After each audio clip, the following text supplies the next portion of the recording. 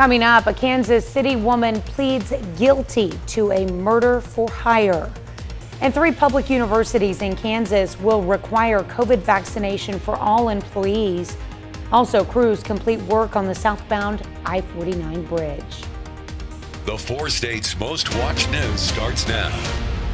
Good morning and welcome to the KOAM Morning News. It's 5 a.m. I'm Tanya Bach. We'll get to those stories in just a moment, but first let's go to Michael Hayslip with a look at the forecast. Cooler this morning than what we had yesterday, and that's because we are sans cloud cover, unlike Monday when we had overcast skies. Today, clear as a bell, and that's why we lost any heat that we trapped in from yesterday, albeit yesterday only got up to about 62, 63 degrees, so it wasn't a whole lot to trap in. But here we sit at 47 right now, over 7th and range line, and a whole lot more 40s than what we saw yesterday morning. You know, yesterday we were riding 51 to 54, and now we're all getting a taste of October morning. It's like a cool, crisp morning though.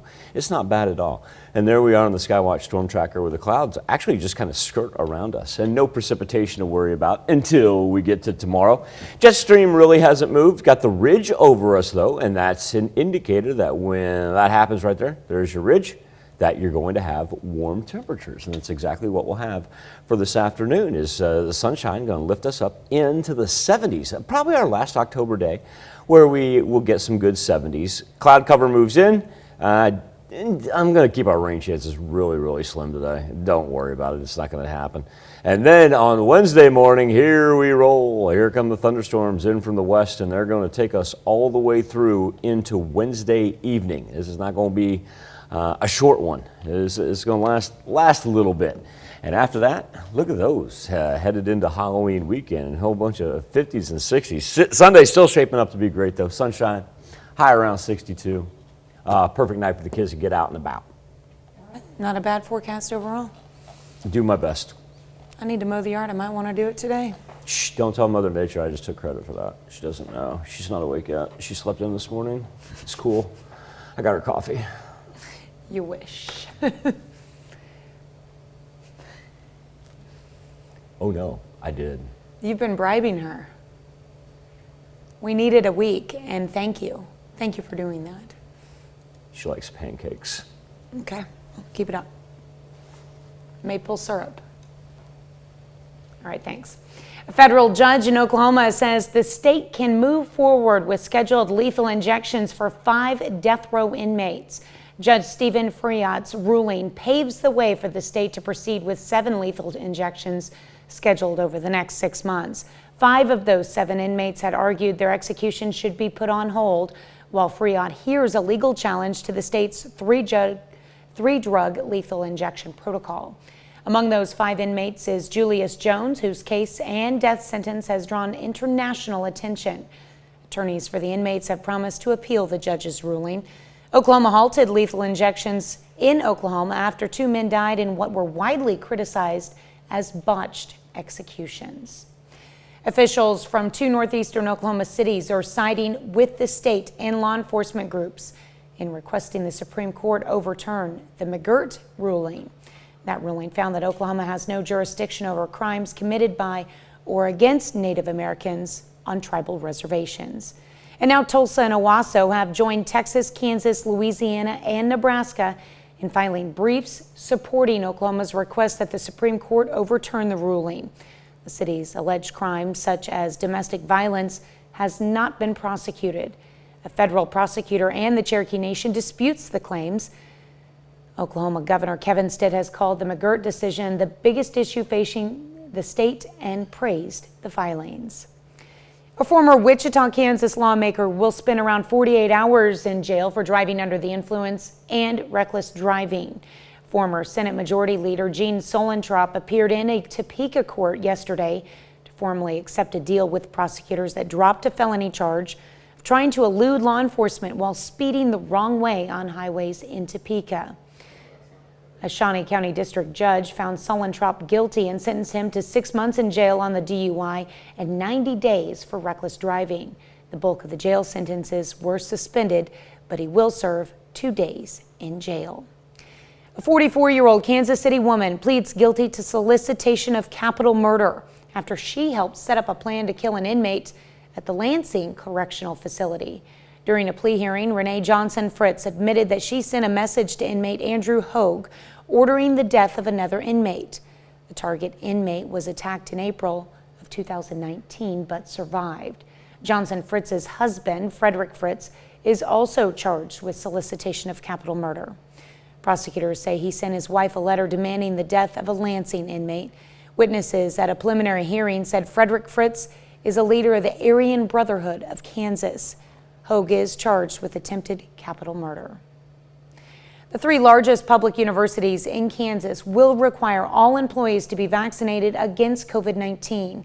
Officials with Kansas State, the University of Kansas, and Wichita State all announced that employees will need to be fully vaccinated by December 8th. The announcement came after the Board of Regents determined an executive order from President Biden applies to universities that work on federal contracts. Emporia State and Fort Hays are not subject to the mandate because they do not administer any federal contracts. Pitt State officials said the school was reviewing the requirements. Employees will be allowed to apply for religious or medical exemptions. Cherokee County, Kansas Sheriff's Office announces some road closures along highways. First, Highway 400 just east of Cherokee is closed and will stay that way through Wednesday as crews repair a railroad crossing. Also, Route 66 just east of the Riverton stoplight will be closed from 9 to 10 this morning. Crews have completed work on the southbound I-49 bridge over Spring River south of Lamar. The bridge has closed since May, so contractors could replace the old bridge with a new structure. It's part of the state's $351 million Focus on Bridges program, which will repair or replace 250 bridges across the state. Pittsburgh YMCA is kicking off a new program to address food insecurity among children. The Y says 1 in 5 children do not know where their next meal is coming from. To address that, they've introduced the Grab and Go food program. It's a weekly program that allows kids to pick up a grocery bag with enough food to feed them for a week. I definitely think Ron's recognizes the need and that they know how important this relationship is for our community and wanting to help that impact. And so it's really a blessing for us that Ron's has been committed to the community like they are. The program officially starts Saturday at Ron's Supermarket in Pittsburgh. After that, distribution will take place every Saturday from 9 to 11 at Ron's. It's 5:07. All right, John, you're looking at, I'm going to do a rain tracker from Wednesday into Thursday. We're all going to get some rain. Now, today's going to be great. Don't get me wrong. Today is going to be absolutely great. But I was just fast forwarding a little bit, anticipating what we've got headed into the weekend. But no, on a Tuesday, we're going to get sunny skies and highs around 70. But remember, thunderstorm activity begins tomorrow morning. We'll be ready for it. That's a look at this morning's top stories in weather in our first 7 minutes. Coming up on the KOAM Morning News, the Joplin Eagles claim a district title in volleyball. Plus, Bitcoin ETF begins public trading. But are you buying in? And treatment for appendicitis does not have to mean surgery anymore. You're watching the KOAM Morning News. More real news in the morning. We'll be right back. We know you Can't find stuff.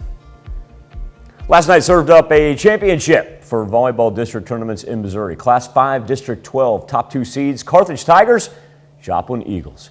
Joplin knocked out Carthage in the semifinals last year. Check out Sophia Shannon. Boom! That's called a big block. Tigers take a close first set. Allie Lawrence then comes up with the big kill. Perfect spot.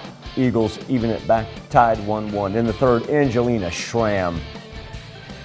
Oh, down the line, Joplin goes up 2-1. Fourth, set to Bailey Owens, just out of reach. And check out this point. Halsey Parker. And Carter sends it back over. Down and out. Eagles point. Joplin goes on to win the set and claims the district title 3-1. Class 4, District 12, rematch of last year's title game. We got Carl Junction, Webb City. Good old-fashioned neighborly war. Brenda Lawrence in the first set. Huge hit, ties it at 23. Kirsten Gallardo gets the point here. Webb City wins the first set, 28-26, and wins the second set. Here's Destiny Berge. put that down. Call Junction wins the third and the fourth to tie it up. Aubrey Lassiter, finish us. Finish us, Aubrey Lassiter. Jesse Conley, only you hit better than Aubrey Lassiter. You're my man. Webb City takes the fifth set to win the district championship, 3-2. It's volleyball, so we're used to the hills and valleys all the time. I really feel like our season has been hills and valleys, and we've just really been focused on the last couple of weeks to make sure that we are okay in the valley. We just keep our breath, move to the next ball, don't focus on what's happened before, and really move forward. But like I said, iron sharpens iron with CJ and Webb City Volleyball. We're always going to give our best games each one. In Class 1, District 9, College Heights tops Jasper in a 5-setter, 3-2 to claim the title. Diamond Wildcats, your Class 2 District 11 champions. Diamond beats Sarcoxy 3-1. Pittsburgh State men's cross country team won the program's first ever MIAA championship on Saturday. Gorillas had 4 runners placed in the top 10, including a third-place finish by Matthew Oglesby. These guys have been building trust together for such a long time that there's just a confidence among them that they're all going to do their job on the day.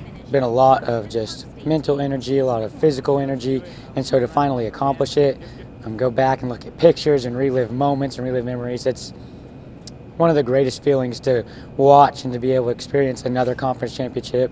In a way, another one, but also a first one. Missouri Southern men also had a heck of a season. As a team, the men finished second at the MIAA championships. J.P. Rutledge, he secured a second-place finish. Ryan Riddle won the individual title, finished an 8K race in 24 minutes and 28 seconds. Riddle now has won 4 straight individual titles, a perfect 3 for 3 in the regular season and the MIAA championship. Yeah, I think for me the main thing was confidence. My training really hasn't changed too much physically, but I think just confidence-wise, I came into this season after what I did the last 2 track seasons at this huge confidence booster, and I just carried it over to cross. Gideon won the last 2 years, and then unfortunately he sat out this year with a small injury. So I wanted to go out there and do it for him because I knew he'd be pushing it if he was still there with me. I love that shot right there of Ryan getting to the finish line, because did you notice there's nobody in back of him? Dude's not just winning, dude's blowing everybody out. St. Louis Cardinals announced a new manager yesterday after dismissing former manager Mike Schilt earlier this month. Oliver Marmol, he is taking over. He will be the 51st manager in Cardinals history and the youngest in Major League Baseball. He's only 35 years old. Marmol spent his entire career in the Cardinals organization, played in the minors, and served as a bench coach for the past 3 seasons. Still to come on the KOAM Morning News, the U.S. raising concerns after reports of a military takeover in Sudan.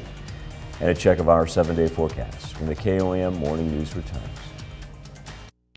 Just past 5:17, still a great time for a little weather on the 7s. Take our daily almanac for this October the 26th. Record high dates back in 1950, got up to 87 degrees, and 57 being our record low, only at 24. Didn't even hit our average temperature yesterday, and that's after we were talking about our average high of October so far being about 75.5 degrees.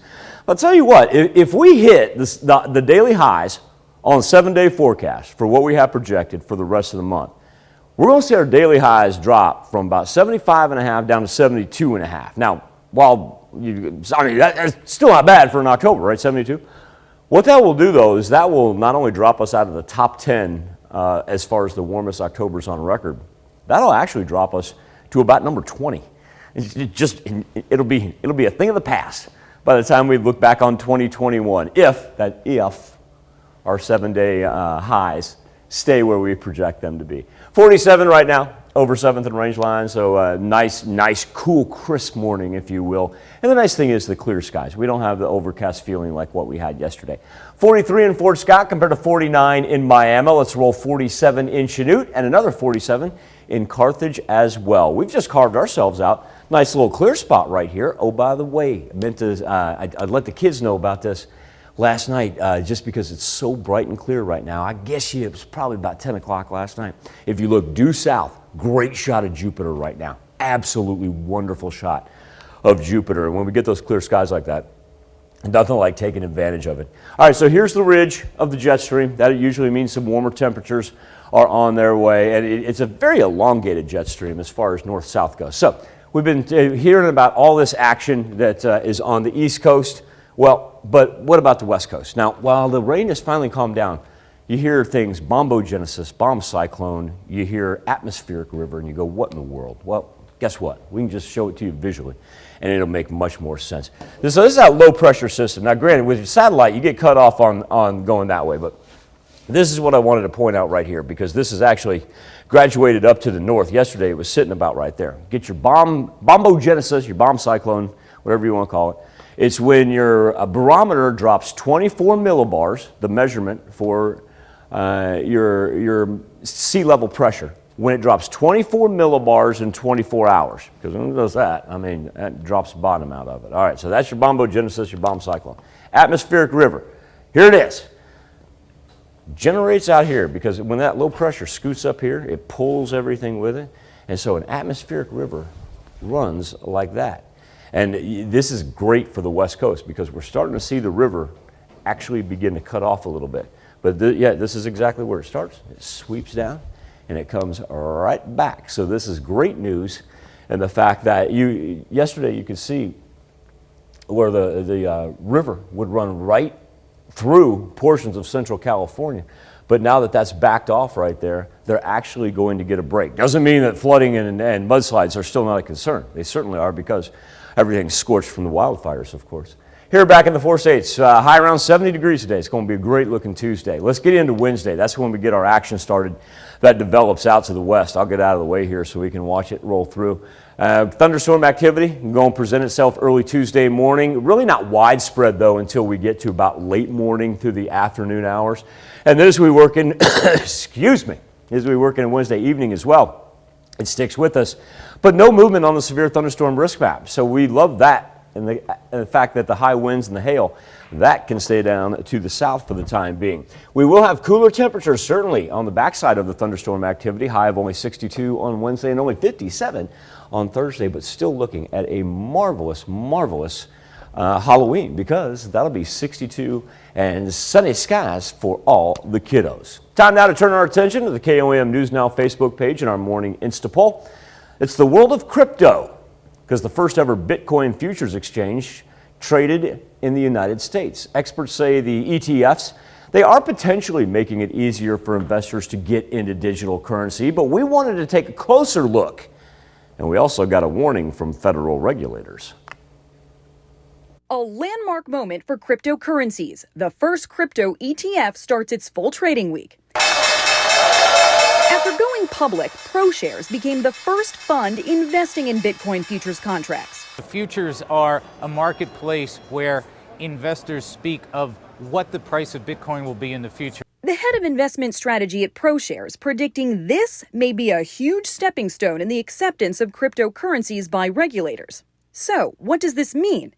If you buy this ETF, you won't have ownership of Bitcoin. This just makes it really, really simple for folks to have the opportunity to add this exposure in the way they would, have a ETF for any other asset class, stock or bond.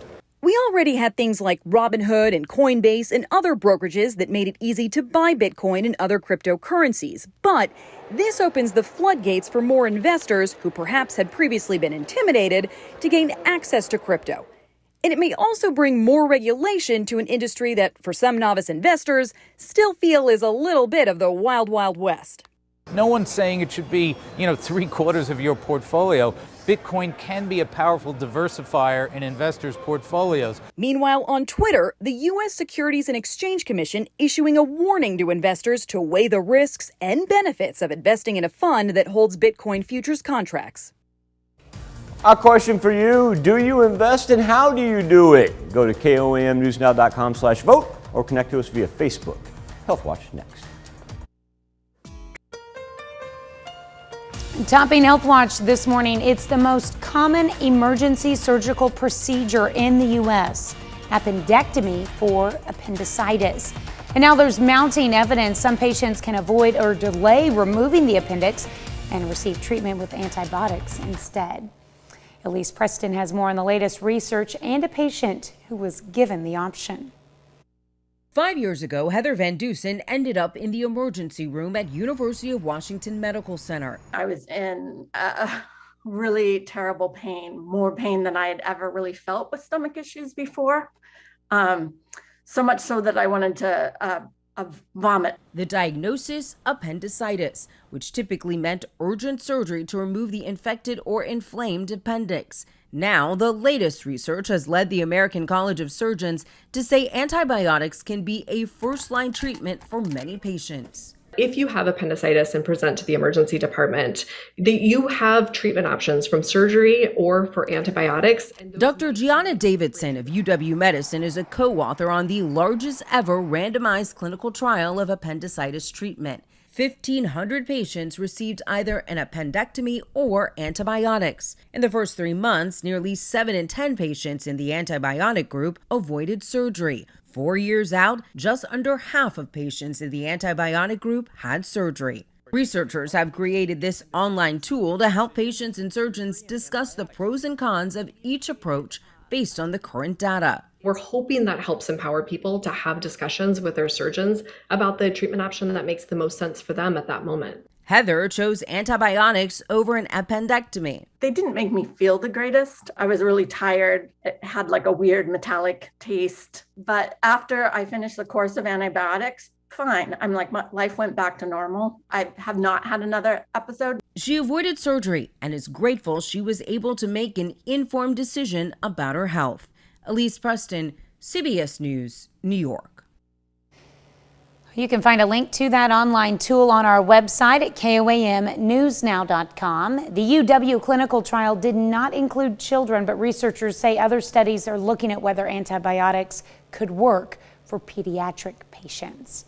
That's a look at one of today's top health stories. You're watching the KOAM Morning News. What do you want to do, Tanya? Do you want to live in the moment, or do you want me to be the harbinger? You decide. You hear my sigh. Okay, cool. Of course I want to live in the moment. Cool and crisp and sunny skies and mid-70s today. We'll talk about rain coming at us here in a bit. Coming up, a Kansas City woman pleads guilty to a murder for hire. And 3 public universities in Kansas will require COVID vaccination for all employees. Also, crews complete work on the southbound I-49 bridge. The 4 states' most watched news starts now. Good morning and welcome to the KOAM Morning News. It's 5:30. I'm Tanya Bach. We'll get to those stories in just a moment. But first, let's go to Michael Hayslip. Cool and crisp October morning, clear skies. That's a nice thing, but of course the cloud cover actually helps us keep any heat that we got from yesterday. We didn't get much heat, only high around 63. It was actually one of our cooler days that we've had of October. 47 is where we stand right now. You'll notice the pressure that is falling, and it's not a big deal. But one thing that is going to be an indicator of is this big low pressure system that's just sitting on the Rockies right now. And it is moving right our way. Not going to affect us on Tuesday. It is going to play a major role by the time we get to Wednesday and Thursday. Here's where we stand temperature-wise. 47 in Joplin and Chanute, 46 in Monette and Oswego, and 50 in Independence and Miami. Skywatch Storm Tracker, they're clear as can be. A nice little change from yesterday. Now, as we kind of expand here, a couple things to point out. Northeast is where all the thunderstorm action is for the morning. This West Coast, the bombogenesis, the atmospheric river, it's dying down. That's good news for them. And for us, I'm going to point this out right here.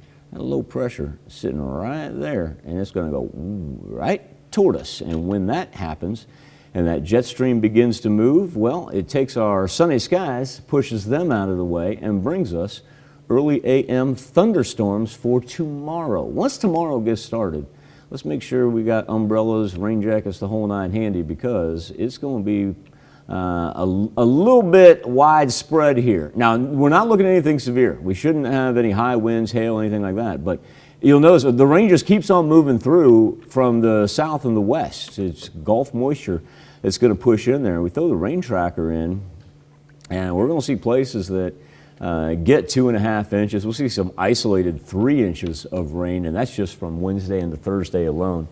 Temperatures with a cold front following it, all the way down to 62 and 57 on Wednesday and Thursday, respectively. Weekend's still looking great for the kiddos, though. It's Halloween, we're looking at 62, mostly sunny skies during the afternoon. And temperatures then dropping down into the low 50s, high 40s if they want to go out after sunset.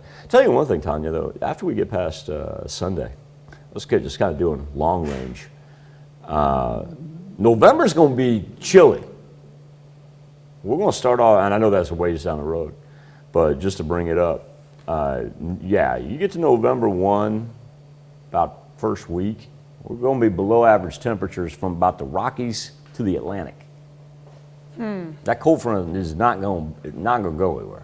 Yeah, got to be watchful of that. All right, thanks, Michael. A federal judge in Oklahoma says the state can move forward with scheduled lethal injections for 5 death row inmates.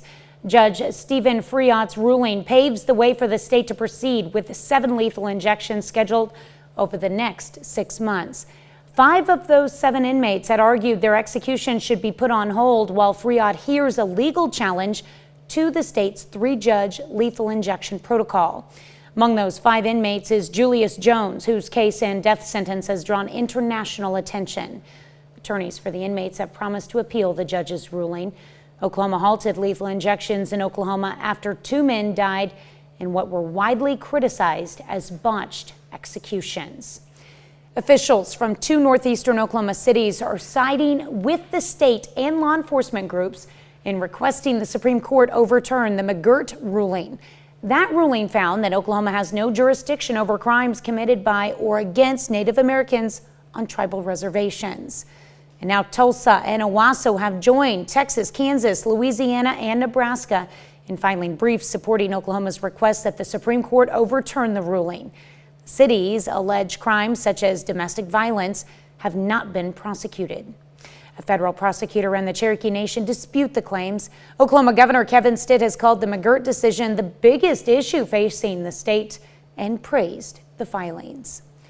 A former Wichita, Kansas lawmaker will spend around 48 hours in jail for driving under the influence and reckless driving.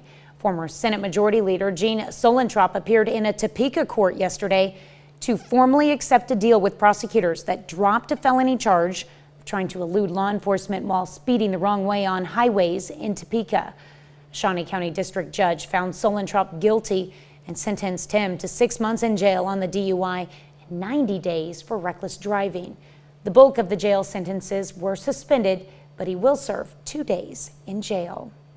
A 44-year-old Kansas City woman pleads guilty to solicitation of capital murder after she helped set up a plan to kill an inmate at the Lansing Correctional Facility. During a plea hearing, Renee Johnson Fritz admitted that she sent a message to inmate Andrew Hogue ordering the death of another inmate.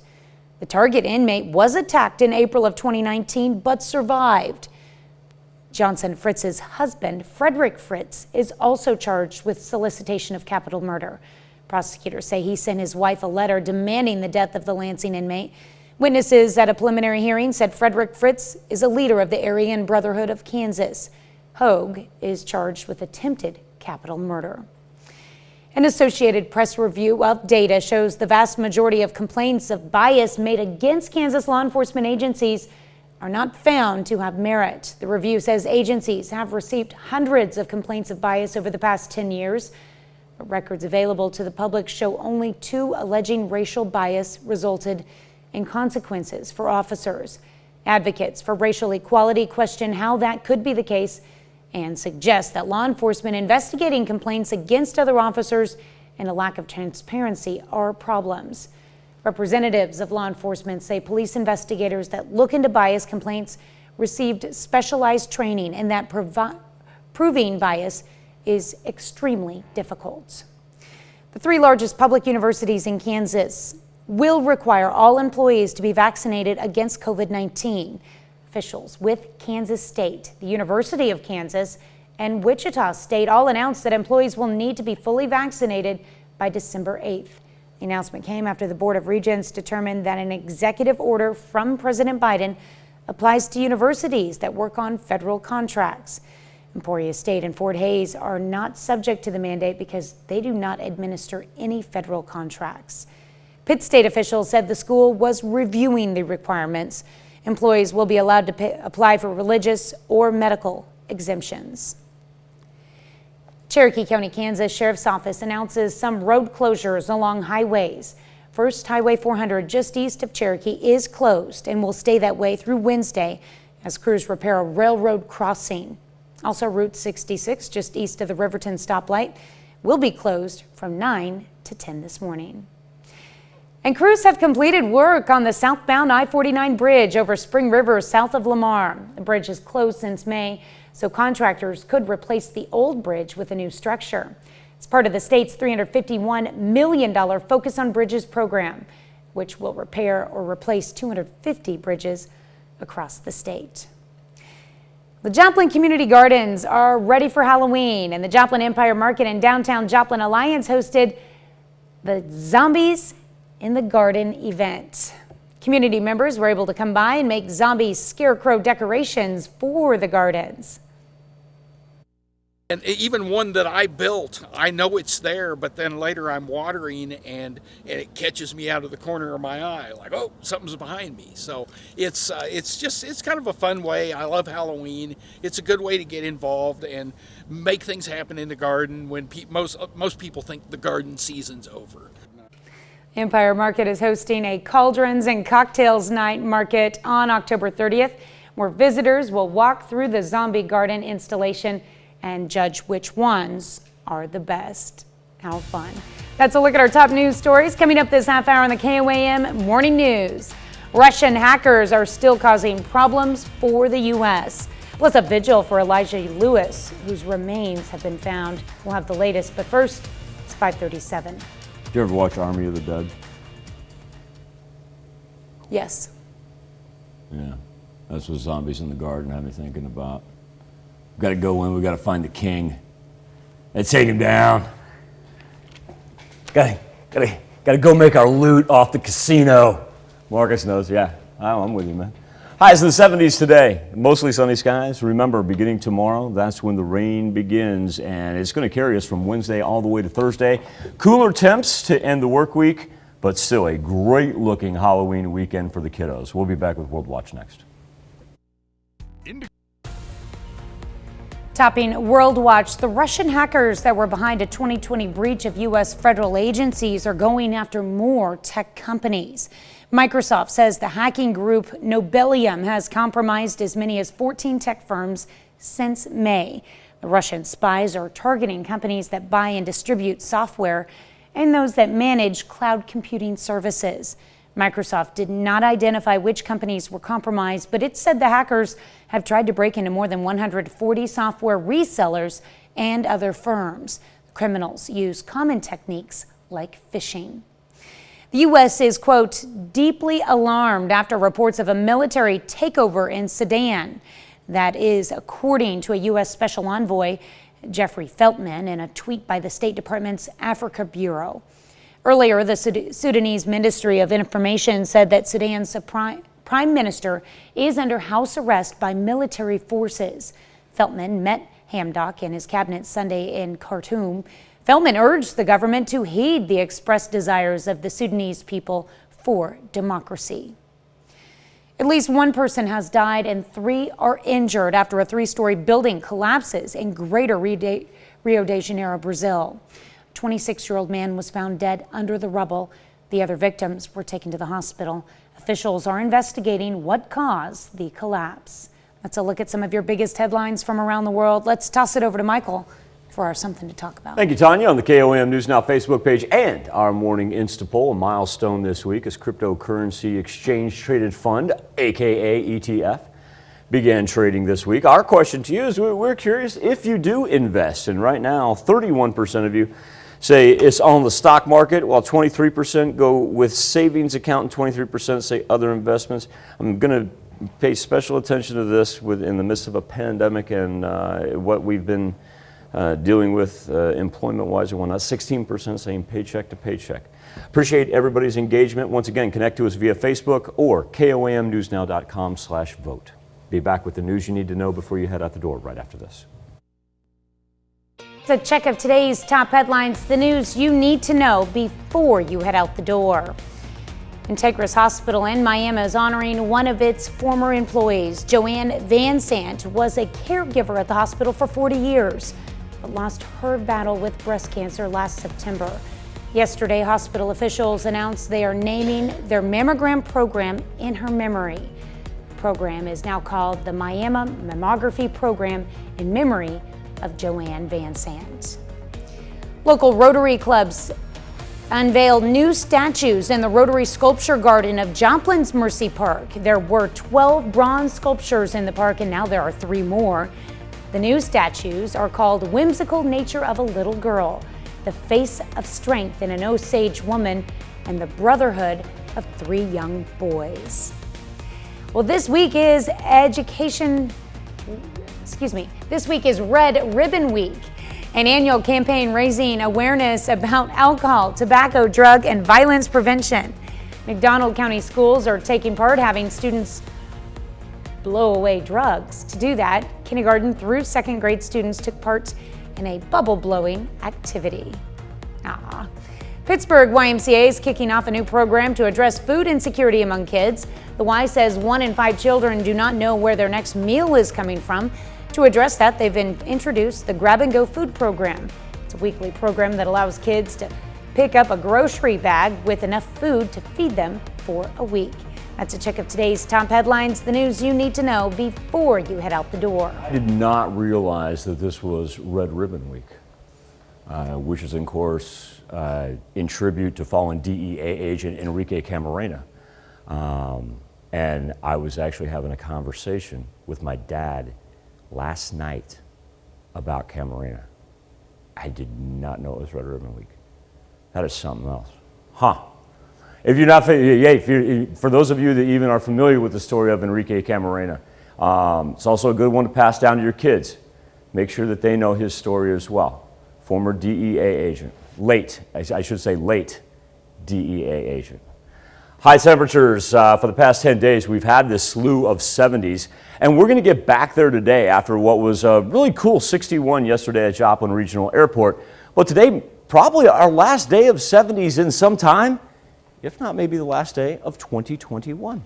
Current conditions as we sit over 7th and Rangeline in Joplin, 47 degrees. The barometer is falling, but it's going to be a while before everything gets here, and we'll break down our low pressure systems here in just a little bit. 50 in Miami, 45 in Yates Center, 46s there in Carthage and Monette. Skywatch Storm Tracker much clearer than what we had yesterday.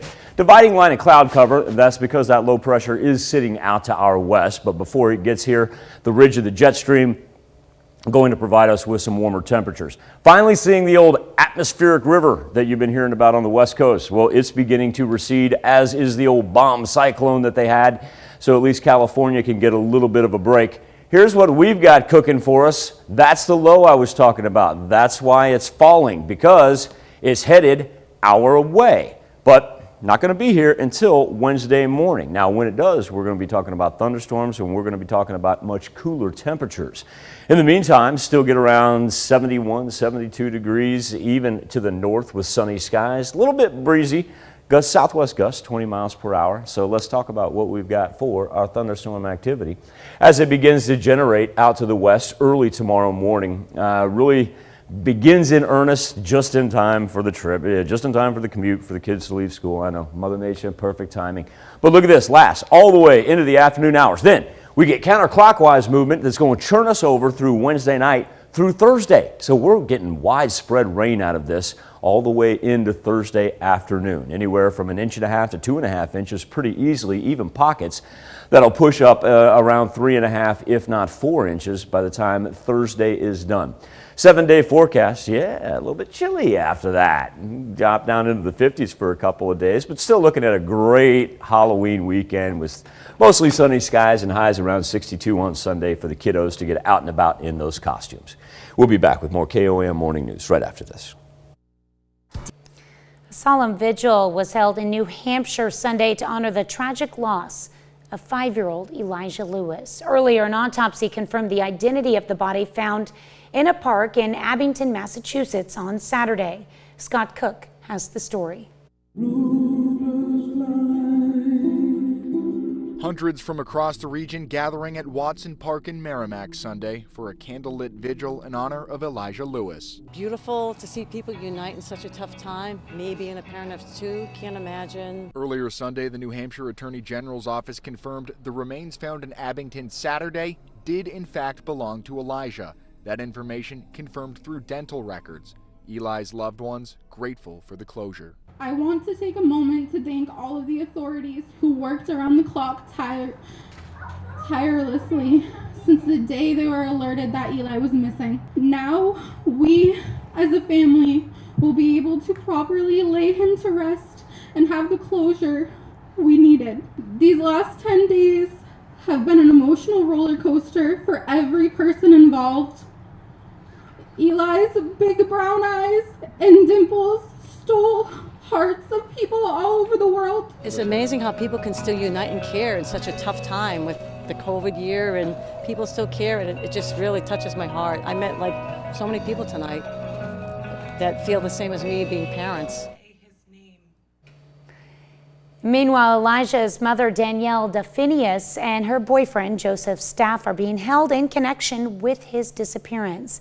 The initial charges are child endangerment and witness tampering, but authorities say their investigation is far from over. We'll be right back. Sunny skies, highs in the 70s today. This will be our last nice, wonderful day. Rainstorms for Wednesday and Thursday, but still a great looking Halloween. We'll be back right after this. Coming up, a Kansas City woman pleads guilty to a murder for hire. And 3 public universities in Kansas will require COVID vaccination for all employees. Also, crews complete work on the southbound I-49 bridge. The 4 states' most watched news starts now. Well, good morning and welcome to the KOAM Morning News. It's 6 a.m. I'm Tanya Bach. We'll get to those stories in just a moment, but first, let's go to Michael Hayslip. Cool and clear on a Tuesday morning. A whole lot more clear skies than what we had yesterday. Oh, by the way, while I'm thinking about it, if in between about 10 and midnight, if you want to walk out your door, look to the south, and you're going to see a big bright star in the sky. And I mean, you can't miss it with the way it's been. You probably won't have to wait a couple days with the rain we got coming in. It's Jupiter, and it was bright as could be. Last night it was absolutely gorgeous. 47 degrees is where we stand in Joplin. We're also going to talk a lot this morning about the barometer on that last line as it is falling. Low pressure system hanging just to the east of the Rockies is headed our way, and that's what's going to bring us midweek rain. But before we get there, we're going to have a nice little warm up today. Excuse me, low pressure. Low pressure in my chest is like, oh, the rain's coming. The cold is coming. I know it's coming. But you got to remember, we got to sit back and enjoy a marvelous Tuesday because we're going to have about a 25-degree bump up from what we have on our temperatures right now. Low cloud cover dividing from the southeast up to the northwest, but not going to slow us down on our warm up as the jet stream right over us with that nice looking ridge, and that will result in temperatures that'll make it up into the 70s today. How nice is that? All right, so let's go ahead and jump into tomorrow. Here comes the rain. It works in from the west and the south, and it keeps on rolling in. We're talking about widespread rainfall from Wednesday all the way into Thursday. And we're anywhere from easily 1.5 to 2.5 inches. We'll see pockets of 3 to 4 inches by the time Thursday is done. Cooler temperatures that'll drop us into the high 50s for Thursday and Friday, but still a good looking weekend for the kiddos to go trick-or-treating.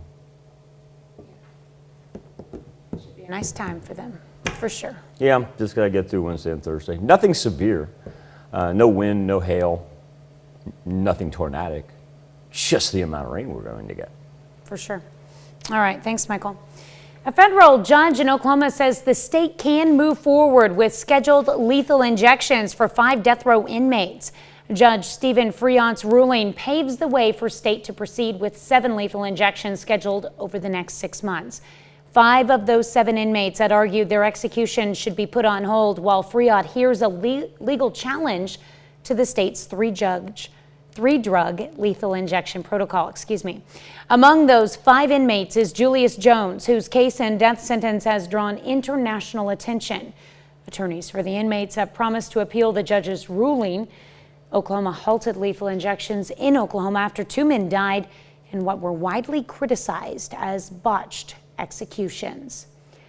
Officials from 2 northeastern Oklahoma cities are siding with the state and law enforcement groups in requesting the Supreme Court overturn the McGirt ruling.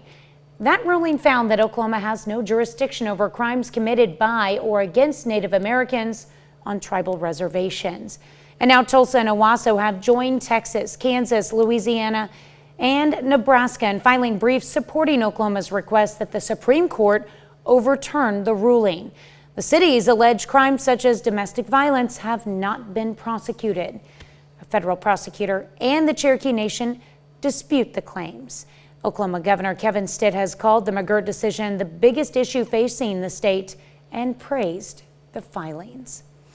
A former Wichita, Kansas lawmaker will spend around 48 hours in jail for driving under the influence and reckless driving. Former Senate Majority Leader Gene Solentrop appeared in a Topeka court yesterday to formally accept a deal with prosecutors that dropped a felony charge of trying to elude law enforcement while speeding the wrong way on highways in Topeka.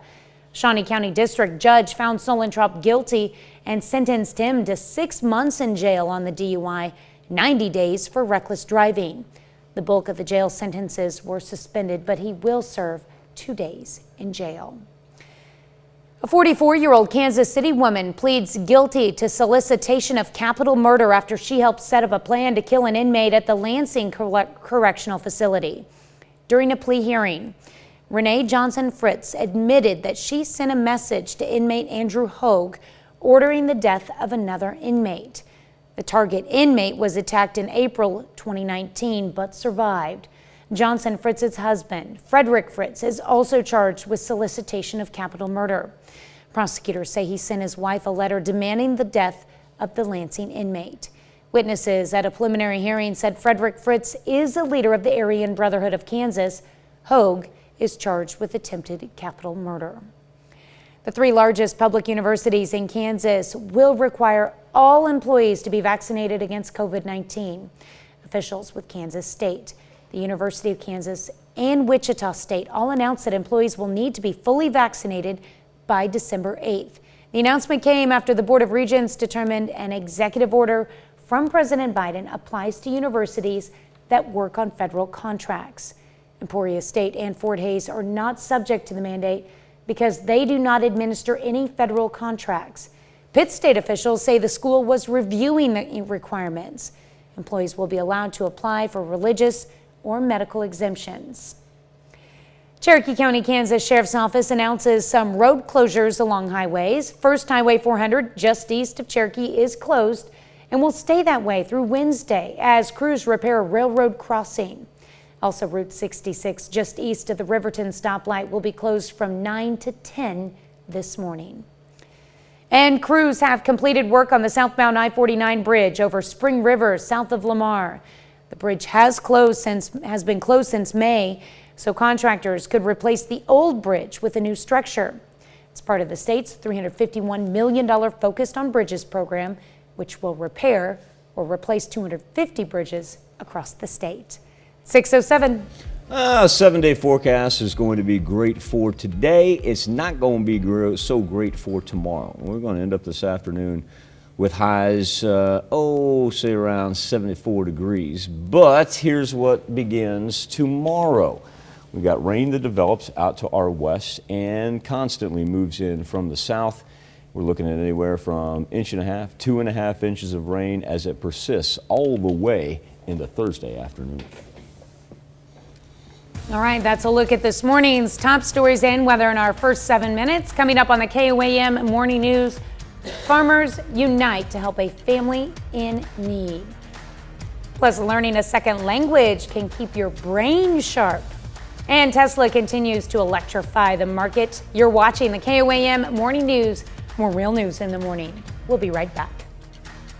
Minute with Mitch. In Consumer Watch this morning, Tesla continues to electrify the market and Jeff Bezos wants to colonize space. Here's a look at some of your top consumer stories. Wall Street ended the day with a couple of record highs. The Dow was one of them, ending up 64 for its best close ever. The Nasdaq jumped 136 and the S&P 500 also hit a record, closing up 21. That new S&P 500 high was helped by a rally in shares of Tesla. The electric car maker jumped 12% after rental car company Hertz announced it would be buying 100,000 Model 3s. Hertz says the move is part of an effort to make its fleet 20% electric by the end of next year. Tesla's rally lifted it above a $1 trillion market capitalization for the first time. And here's one way to cut down on traffic during your commute to the office. Put that office in space. That's what Jeff Bezos' owned Blue Origin is planning next, now that it's rocketed human tourists off the planet. Blue Origin is part of a team launching a venture called Orbital Reef. It's being described as a low-orbit space station to be used as a mixed-use business park. It's aimed at research, industrial, international, and commercial customers. The Orbital Reef team, which includes Boeing, Sierra Space, and a consortium of universities, plans to have the facility up and running by 2030. Tesla's latest self-driving software hit a speed bump less than a day after its release. Chief Executive Elon Musk tweeted the full self-driving beta software is being temporarily pulled due to software issues. The action comes after users complained of false collision warnings and other problems. A strike is looming at McDonald's. Employees in at least 10 cities are planning to strike over the fast food chain's handling of sexual harassment in the workplace. Last month, one suit was filed against the company alleging a manager raped a teen employee in Pittsburgh, Pennsylvania. And the EEOC filed a lawsuit in September accusing a McDonald's franchisee of not properly addressing accusations of sexual harassment at nearly 24 locations across the country. A pair of Michael Jordan sneakers set a record. The signed 1984 Nike Airships sold for almost $1.5 million at Sotheby's yesterday. That's the most ever for a pair of sneakers at auction. They're from Jordan's 5th game in his rookie season. They're also the earliest known regular season Nikes worn by Jordan in a game. Super cool. That's it for Consumer Watch. We'll be right back. Be about 6:17 when we get out of here, so we'll go ahead and call it weather on the 7. Speaking of the old clock right there, as we are now 16 minutes past the top of the hour. Sunrise over Joplin taking place this morning at 7:37 on this October the 26th. Average high for this time of year would be 67. We actually came up 6 degrees short of that yesterday, only topped out at 61 at Joplin Regional Airport. A little bit chilly this morning, 47 degrees. I'd grab everybody a coat on the way out. Thing is, you're going to have it in your backpack or in the back of your car by the time you get home, because we're going to cruise into the 70s with a whole bunch of sunshine this afternoon. We'll pay attention to the barometer there as it continues to fall. I feel like I'm all scrunched up here. Temperatures right now ranging anywhere from about 43 in Iola being one of our cooler spots, 50 in Miami, 45 in Monette, and a triangle of 50s right there for Parsons, Neodesha, and Independence. We're just a touch cooler than what we were at this point in time yesterday. We were hanging low 50s. We had some high 40s out there. So even though the 40s are kind of dominating our board right now, there's not a huge change from what we experienced on Monday morning. Big difference is we actually have some clear skies here for the majority of the 4 states, and even what we're seeing down to the southwest right there, that's relatively light cloud cover. And we still have the ridge of the jet stream hanging over us, which is going to provide us with some of that warmth. This down there in Texas got a mess on their hands out here in the northeast. Whole lot of thunderstorm activity. The west coast with finally a little chance to die down right there from their bomb cyclone and their atmospheric river. What we have is a couple of low pressure systems that are hanging just on the east side of the Rockies. And while that's a warm front right there that turns into cooler temperatures down to the southeast, this is going to make its way right toward us. That's why that barometer is already on its way down. Now, before we get there, still going to be up into the 70s today with southwest gusts of 20 miles per hour. And then as we push into overnight, that's where we see the rain begin to gather out to the west. And once the rain starts early tomorrow morning, it doesn't start widespread, but eventually everybody's going to end up with some rain from Wednesday into Thursday, because it just keeps on rolling through. Pockets of heavy rain, not looking at anything severe. No high wind, no hail. It's just how much rain can we put up with, because by the time we get into Thursday, counterclockwise motion as it stalls out, and then comes back through. So easily 1.5, 2.5 inches, and even pockets of 3 to 4 inches when it's done on Thursday. It's a 7-day forecast that will have temperatures much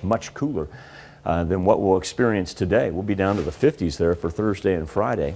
Nice thing is, good looking weekend though. Kids are going to love to get out and trick or treat on Sunday there with mostly sunny skies, and if they wait till after sunset, low 50s. It'll be nice for them. Dozens of farmers in western Minnesota come together in a big way to help a family when they needed it most. Last weekend, their 24-year-old son passed away unexpectedly. Well, it's harvest time, and neighbors made sure the family's corn harvest did not fall behind as they grieved. His kindness and he was just being him, but he was a giver, not looking for the spotlight. Even during his high school and college years, Carson Lindblad never wanted to be the star, but he wanted to be good. He went on to play football at Dakota State, where he excelled both on and off the field. We would have a normal conversation and you'd look over and he'd just have this smirk on his face like you knew he was ready to say something. But on Saturday, Carson's family got the news no one wants to get. Carson had died unexpectedly in his sleep. As the Lindblads mourned the loss of their brother and son, something unexpected was about to happen. We found out at 8:15 on Saturday night, and this is Monday morning, that all the community has turned out to combine the crops I had left. As Carson's dad Kevin puts it, the trucks and combines just kept coming and coming, proving there are no limits when it comes to the kindness of neighbors. My dad is the strongest man. He doesn't like people doing things for him. So to see people come out and support like that, I know it meant a lot to him and it means a lot to us. In 3.5 hours, they harvested about 300 acres of corn. Kevin says it would have taken him about a week to do that on his own. But it's more than the machinery. It's all those people in it. I tried to hug and shake every hand that was here today. I mean, you can say thank you. It's not enough. Most of the farmers who help don't even have their own crops done yet, but they didn't hesitate to put this family before themselves. Through this worst thing that's happened to us that I could think of, we felt God's love today and people's love, and it's amazing. About 60 people turned out to complete the corn harvest for the family. We'll be back with Health Watch right after this. Topping Health Watch this morning, a good reason to learn a second language and a warning about certain stimulants for older adults. Elise Preston has a look at some of the day's top health stories. A new study in Canada warns stimulants prescribed to older adults could cause heart problems. Researchers say the drugs used to treat a variety of conditions, including depression, fatigue, and post-stroke recovery, are linked to a 40% increased risk of cardiovascular issues in the first month of use. A team of international researchers has discovered biomarkers in urine that can help identify COVID-19 patients at high risk of kidney failure. Kidney issues are extremely common among hospitalized coronavirus patients, and doctors believe screening for these biomarkers will pinpoint those at risk for kidney injury. And learning a second language may help you stay sharp. Researchers in the UK found older adults who studied Spanish as a second language showed improved cognitive skills. The gains were seen even among those who never became fluent. That's a look at some of the day's top health stories. Elise Preston, CBS News, New York. FDA advisors are set to vote today on an emergency use authorization of the Pfizer vaccine for kids ages 5 to 11. This comes as more adults push back against vaccine mandates. CBS's Laura Podesta has details.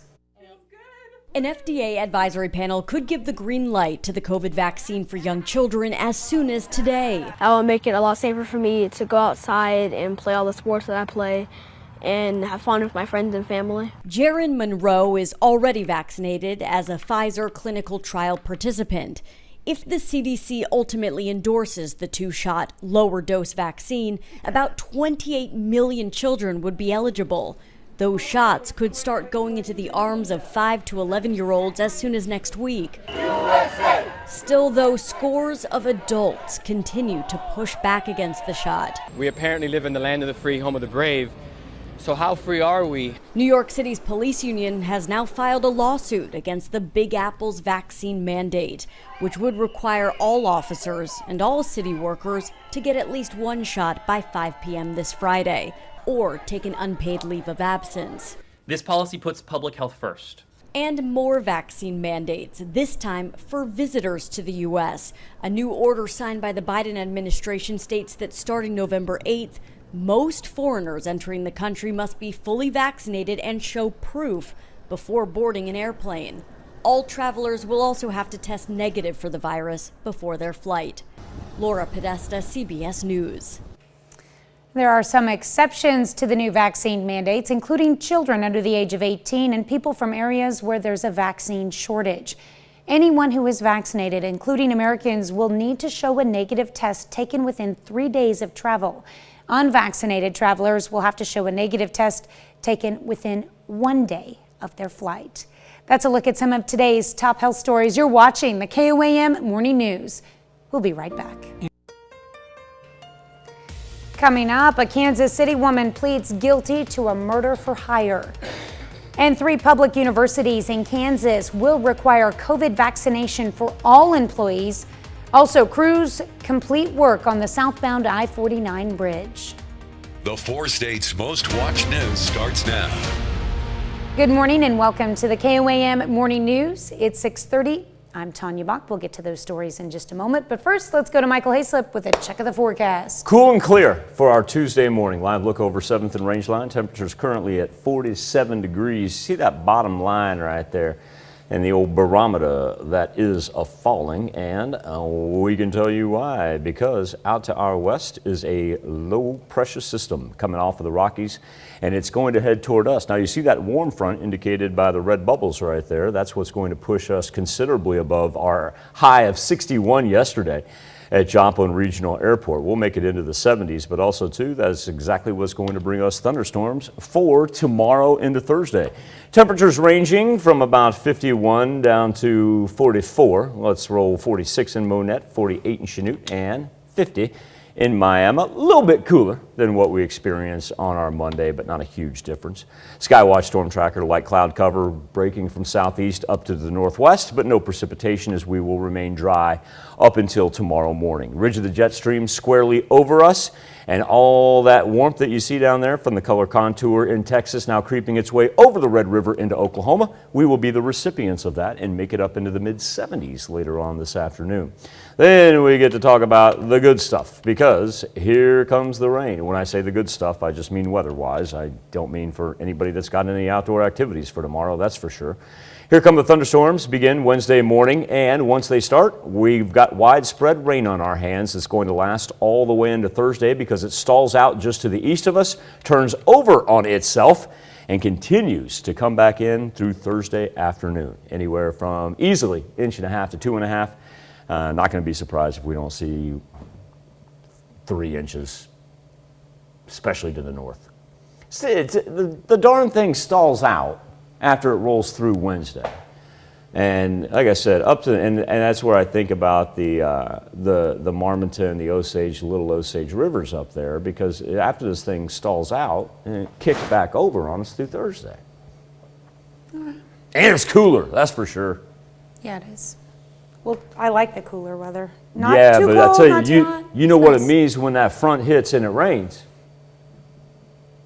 We're talking about those raindrops that if you're outside, it's cold rain. Yes, it is. There's a difference between being outside when it's 80 degrees and raining and walking through it and then walking through that. Definitely want to make sure you're wearing your rain slicker and galoshes. I just use an umbrella. Okay. I'm good with that. No slicker for you. No, it's hot, it's sticky. But that's what we're saying. This is cold rain. It's perfect for the slicker because you can stay warmer in it. No, it's perfect for me to rock a sweatshirt and sweatpants and use an umbrella. Mm-hmm. Okay, we're not going to win this battle here. We'll move on. And tennis shoes. Yes, but then if you get the sideways rain, then you're screwed.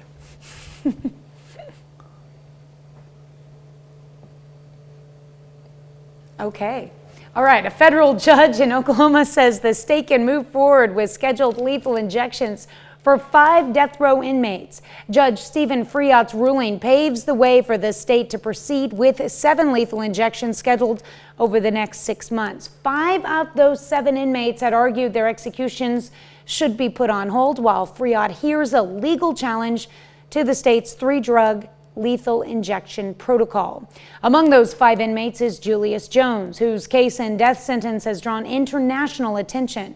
Attorneys for the inmates have promised to appeal the judge's ruling.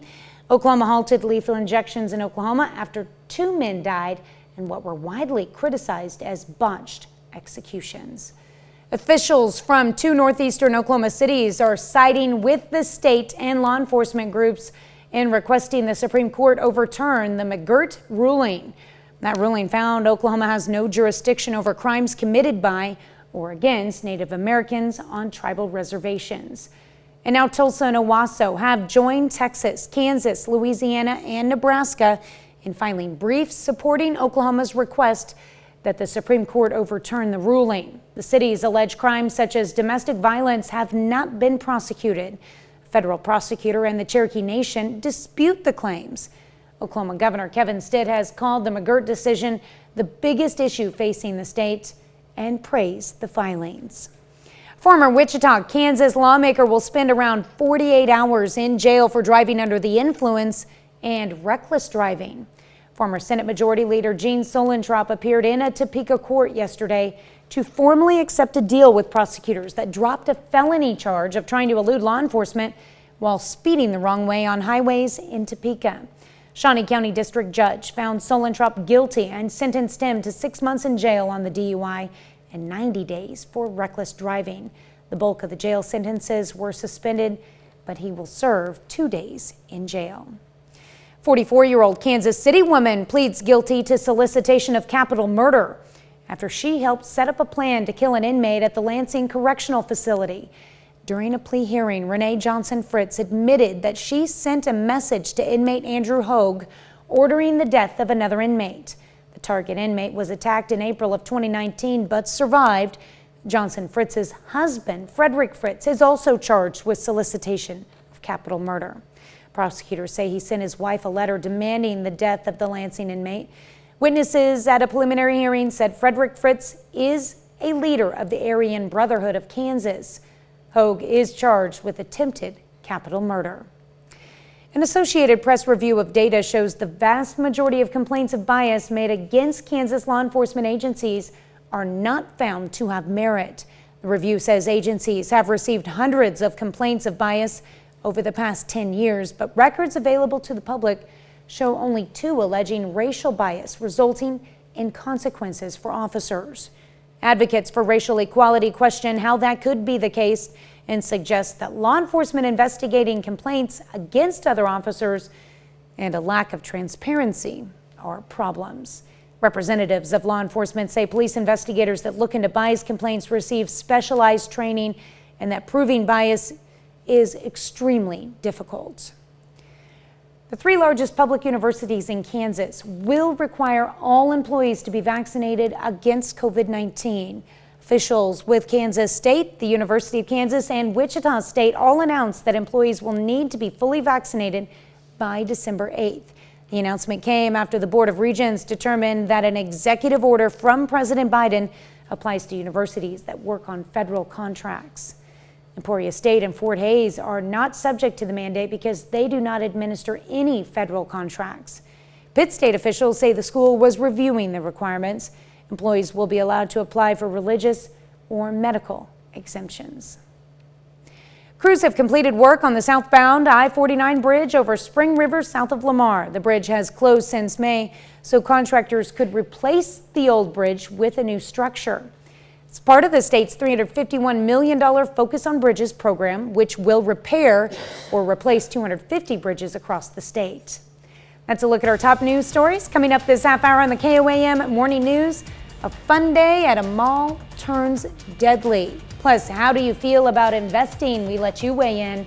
But first, It's 6:37. And an hour from now will be sunrise over Joplin. Then we begin to warm up all the way into the 70s. A delightful looking Tuesday with thunderstorm activity that arrives Wednesday morning. And it's not going to be a short one. It's going to last all the way into Thursday. Widespread rainfall, not looking at anything severe as far as wind and hail, but easily picking up 2.5 inches of rain here. Cooler temperatures behind it with a cold front that will drop us into the 50s for Thursday and Friday. But a nice looking holiday or Halloween weekend, as we'll have 60s for the kids to get out and about in those costumes. We'll be back with Nation Watch next. Topping Nation Watch this morning, a tragedy on the set of Rust leads to a candlelight vigil. Life taken too early, celebrated and remembered. Brianna Albizu has more. We feel a deep and tender wound because someone precious to us is no longer a part of our life. A night filled with hugs, tears, and prayers, all because of what happened to Helena Hutchins. On Thursday morning, all of us got up and went to work like we always do, and one of us didn't come home, and that's not right. Somebody's gone, a young, talented, not even from this country.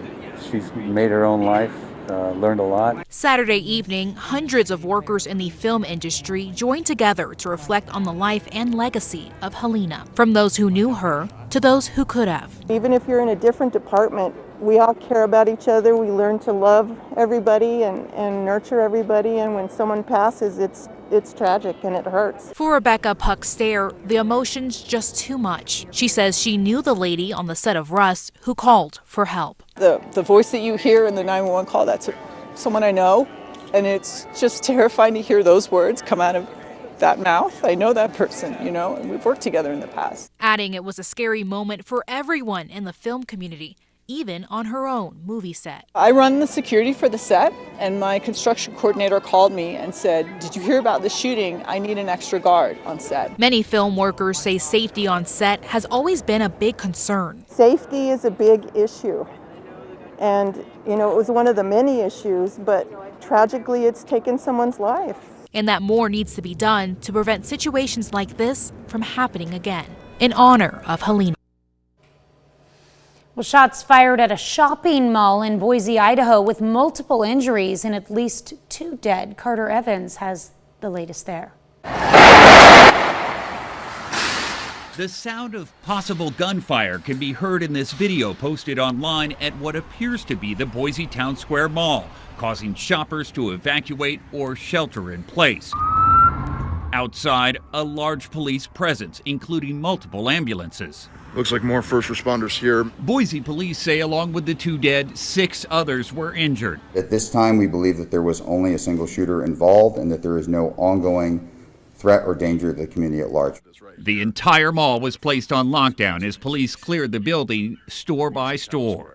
You can see someone being taken out right there, loaded onto a stretcher. As first responders load a possible victim into an ambulance, another man is treated for minor injuries. Police say 1 person is in custody. At least 2 people have been killed and the investigation is just getting underway. Police have not yet released any information on the shooter. Firefighters have been battling a 2-alarm blaze at a retirement community near Tucson, Arizona. This happened Monday night. The Green Valley Fire District says it's in a maintenance building on the La Posada campus. Officials say residents are not exposed to the fire and haven't had to evacuate. And this was Monday night. The fire department says combustible materials inside the burning building were exploding. Officials say the roof of the structure collapsed. It's unclear what caused the fire. I don't have an update whether it's still going or not. We'll get that for you. And that's a look at today's top national stories. Let's check back in with Michael for something to talk about. Thank you, Tanya. This morning on the Koam News Now Facebook page and our morning Insta poll, a milestone this week. Cryptocurrency Exchange Traded Fund, ETF. It began trading this week. You don't have to be a financial expert to have heard about the valuation of Bitcoin or its devaluation sometimes for the last couple of years. Many people wonder if it's too late to profit from cryptocurrency or if it's a scam to stay away from. Our question to you this morning, how or if do you invest? 21% right now with savings account. 34% of you playing the market. Crypto, 15%. That number a little bit higher than what I thought it would be. 12% with other investments and 18% paycheck to paycheck. We have seen the paycheck to paycheck number increase as we've gone throughout the show this morning, of course, in the midst of the pandemic and employment/unemployment. I thought that number would grow. You can always take part by going to our Facebook page or go straight to the poll, koamnewsnow.com/vote. We'll be back and celebrate birthdays and anniversaries right after this. We take this time to honor today's fourth state hero, Anna Frederick Megard from Butler, Missouri. Served as a lieutenant colonel in the U.S. Army from 2005 to 2011. She served in Iraq and in Germany as a public affairs officer. To Lieutenant Colonel Anna Frederick Megard, we thank you for your service. This morning's fourth state hero. This begins with Braylon Allen. Smiling Braylon Allen celebrating number 5. Braylon, a big happy birthday to you in Parsons. Revy Zwollen turning 5 years old this year. Revy is in Oswego, Kansas. Everybody out at PCMS, make sure you socially distance and wish Miss Madison Pitts a happy 14th birthday. Go get him, Maddie. And we've got a 17th birthday in Fort Scott. TJ Brown celebrating.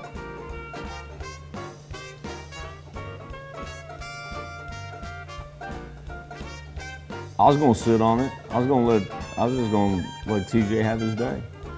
Kenzie Lane, a happy 26th birthday. That's a great picture, Miss Kenzie. And I want you to know that this comes with a happy birthday wish from your friend Katie. Kenzie is in Joplin.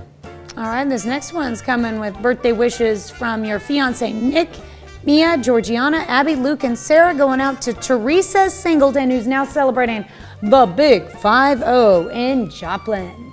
We've got a 60th birthday for Miss Linda Morris. Linda, I want you to have a marvelous birthday, ma'am. She is in Chanute. Cotton McDonald celebrating in Quapaw. Happy birthday, Cotton.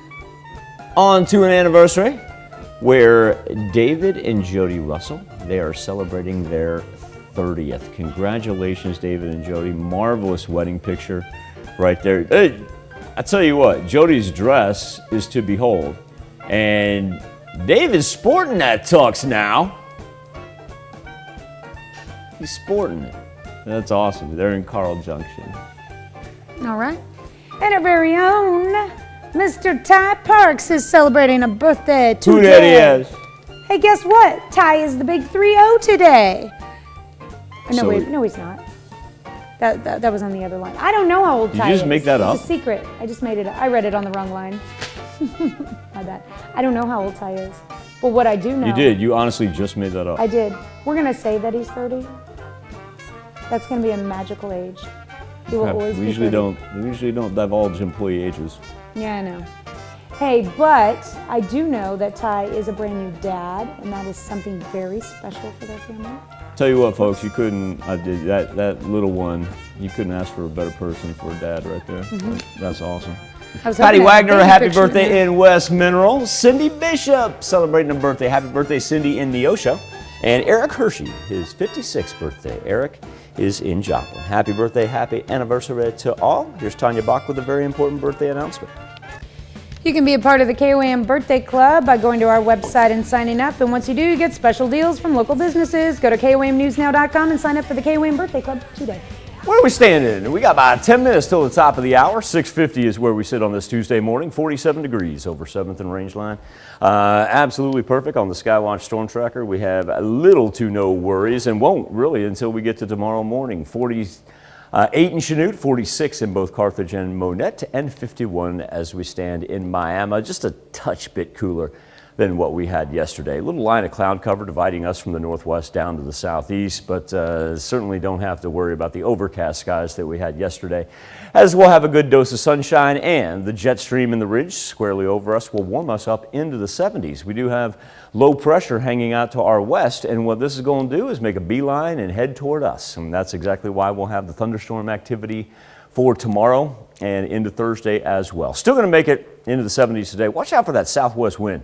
That's going to gust about 20 miles per hour. It's going to be a little bit blustery later on this morning.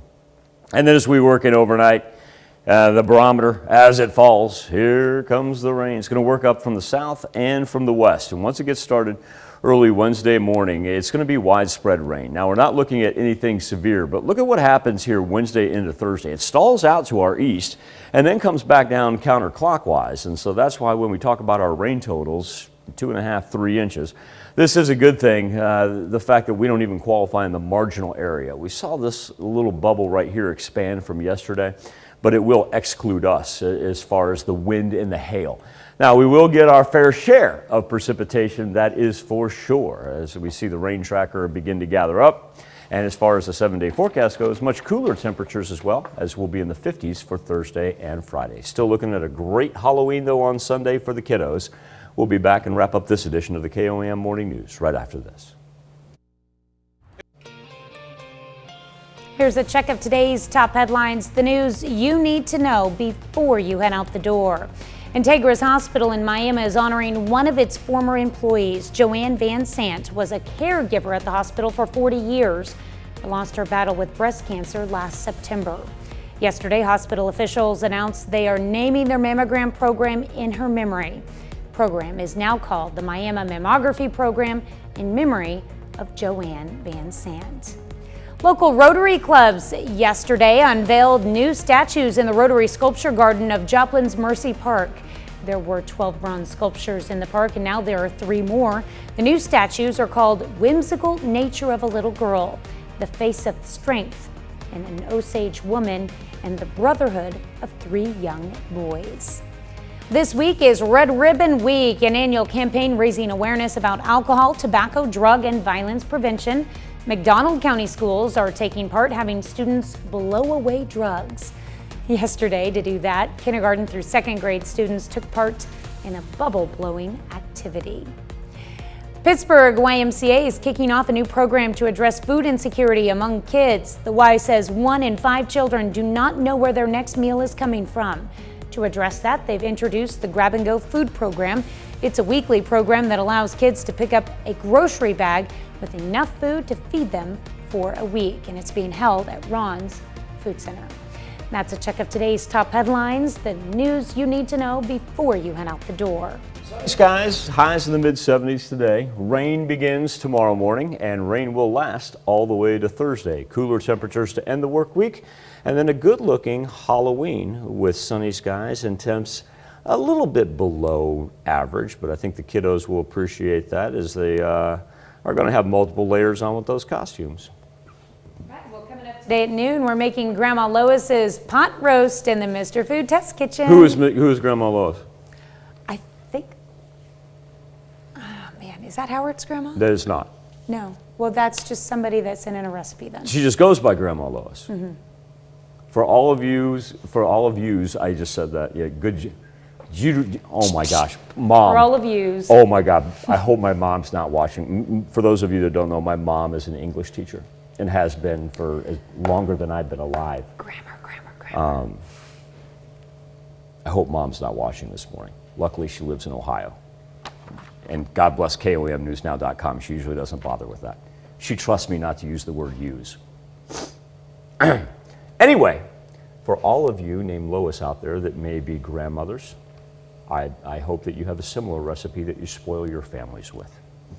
All right, that does it for this Tuesday edition. I got to get out of here before my grammar gets any worse. Do me a favor, grab an umbrella for tomorrow, and today, be safe. We'll do this all again tomorrow morning. And we're going to do it again today at noon.